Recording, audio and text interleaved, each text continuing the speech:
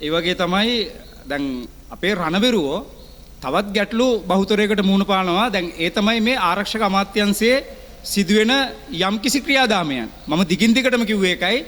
ආරක්ෂක අමාත්‍යාංශයේ මම ඔතන කිව්වා අපි දන්නවා ආරක්ෂක ලේකම්තුමා අතිදක්ෂයෙක්. ඕන රණවිරුවෙකුට උදව් කරනවා. හැබැයි ප්‍රශ්නේ තියෙන්නේ පරණ සෙට් එක එතුමාට වැඩේ කරන්න යන්න දෙන්නෙත් නැහැ.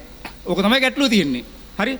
දැන් මට මේ නිලධාරියෙක් මට මේ ලිපියක් එවලා තිබ්බා දේශපාලන පරිගැනීම් මත සේවය ඉවත් කිරීම පාබල හමුදාවේ ලුතිනන්වරයෙක් මොහුව 2019 දෙසැම්බර් මාසේ 2019 දෙසැම්බර් මාසේ වෛද්‍ය මණ්ඩලයට ගිහිල්ලා වෛද්‍ය මණ්ඩලයෙන් 100% වෛද්‍ය ප්‍රතිශතයකුත් ලබා දීලා ආරක්ෂක අමාත්‍යාංශයේ මේ වෙනකම් ෆයිල් එක තියෙනවා මේ රණවිරුවට වෛද්‍ය හේතුන් මත යන්න දෙන්නේ නැහැ. අද කොන්දේ ප්‍රශ්නයක් වෙලා ස්නායු ප්‍රශ්නයක් වෙලා ඇඳේ ඉන්නේ. දැන් කාටද කියන්නේ මේ දේවල්? මේ දේවල් අපි කාටද කියන්නේ? දැන් මේ නිලධාරියාගේ මේ මොකද්ද මේ නිලධාරියා පොලිස් නිලධාරියෙකුට පහර දුන්නා කියලා කතන්දරයක් තිබ්බා. ඊට පස්සේ ඒ නඩුවේ මොහු නිදොස් කරලා තියෙනවා. මොහුටත් කරලා තියෙන්නේ සම්පූර්ණයෙන්ම මේ පෞද්ගලික පරිගැනීමක් නේ කරලා තියෙන්නේ. ඉතින් ඒ නිසා අපි ආරක්ෂක ලේකම්තුමාගෙන් ඔබතුමාට මේ ලිපි අපි යවනවා. නැවත වාරයක් අපි ඔබතුමාට මේ ලිපි යොමු කරනවා. ඒ නිසා ඔබතුමා මේ දේවල් වලට ක්‍රියාත්මක වෙන්න. දැන් මේ බලන්න මුන්ට හෙන ගහන අපරාධ නෙවෙයිද මේවා කියන්නේ? 2019 දෙසැම්බර් මාසේ 130ක වෛද්‍ය ප්‍රතිශතයක් හම්බෙච්ච නිලධාරියා පෞද්ගලිකව තියෙන තරහකට නිසා අද වෛද්‍ය මණ්ඩලයෙන් යන්න දෙන්නේ නැතුව දැන් ඇඳක් උඩට වෙලා ඒ රණවිරුව ඉන්නවා. කාටද කියන්නේ මෙව්වා? ඒ නිසා තමයි අපි කියන්නේ මුන්ට හෙන ගහපන් කියලා. වෙන කියන්න දෙයක් නැහැනේ. දැන් ඒ වගේම මට තව රණවිරුව කීප දෙනෙක් ලිපිය වල තිබ්බා සෙබල 154 බණිදක ජයනෙත්ති.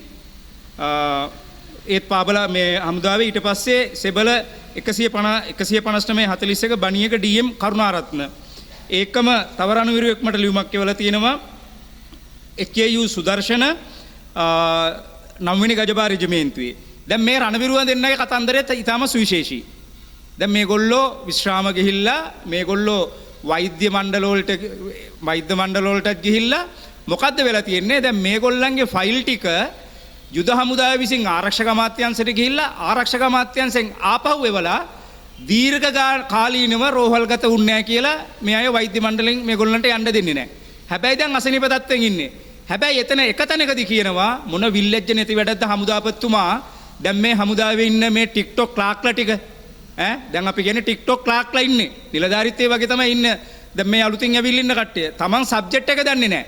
දැන් මේ රණවිරුවන්ගේ මේ ලිපිය සඳහන් වෙනවා. මට මේ කාලේ නැහැ කියන්න.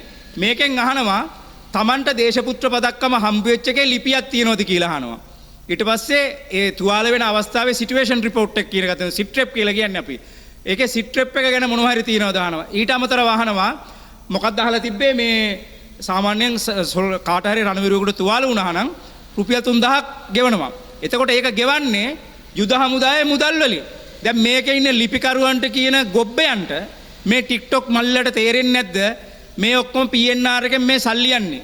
නෑ රුපියල් 3000 කවදා හරි දවසක ආබාධිත රණවිරුවේ තමන් ආබාධිතුනේ අහවල් දිනේ අහවල් ස්ථානයේ අහවල් එකේ කිව්වට පස්සේ මේ PNR එකට වැටුප්පහලේකන අධ්‍යක්ෂක මණ්ඩලේ ලිපියක් ගැහුවා නම් ඒකේ තියෙනවා මේ රුපියල් 3000 ගිය පීදිය. ඉතින් මේක ක්ලාක්ලා කරන්නේ නැතුව මොකද්ද කරන්නේ මේ රණවිරුව අසරණ කරලා. දැන් මේ අසරණ වෙලා කිසිම දෙයක් කරගන්න බැරුව මේ රණවිරුව ඇඳන් වල. දැන් මෙවුවා කාටද අපි කියන්නේ? මෙවුවා අපි කාටද කියන්නේ?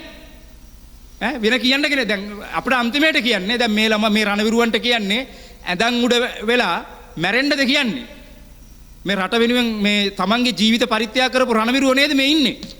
මේ සුදර්ශන කියන රණවිරුවා මේ 9 වෙනි 6 වෙනි ගජබා රෙජිමේන්තුවේ ඉඳලා මේ අපිත් එක්කත් වැඩ කරපු ආදරණීය රණවිරුවෙක්.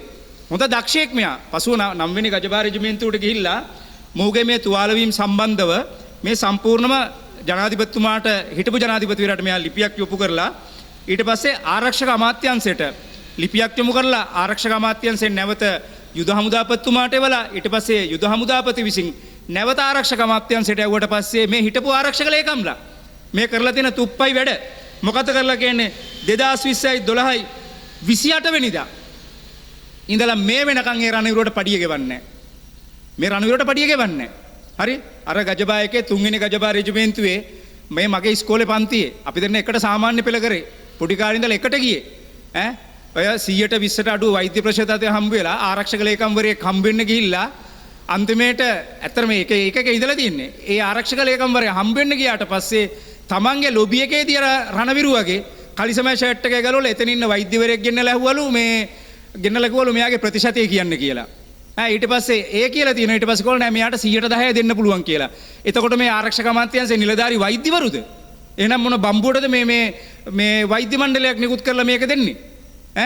අද මේ වෙනකොට අද රණවිරුව බහුතරයක් ඉන්නවා.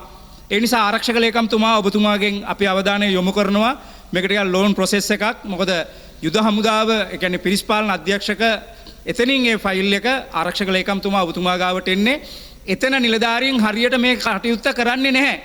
දැන් අවුරුදු ගණන් රණවිරුවෝ ඉන්නවා තමන්ගේ මේ විශ්‍රාමයටව ගන්න බැරුව ඇඳන් උඩ කුලී වැඩක් කරගන්න බෑ මේ රණවිරුවන්ට.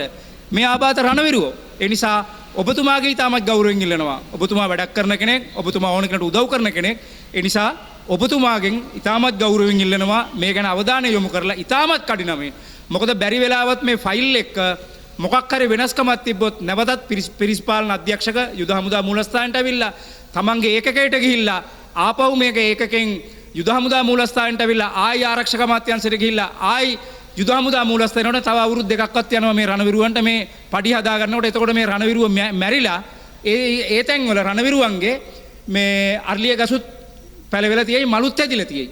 ඒ නිසා විශේෂයෙන් ගෞරවයෙන් ඉල්ලනවා ආරක්ෂක ලේකම්තුමනි මේ ගැන ඔබතුමාගේ මැදිහත් වීම අපි බලාපොරොත්තු වෙනවා.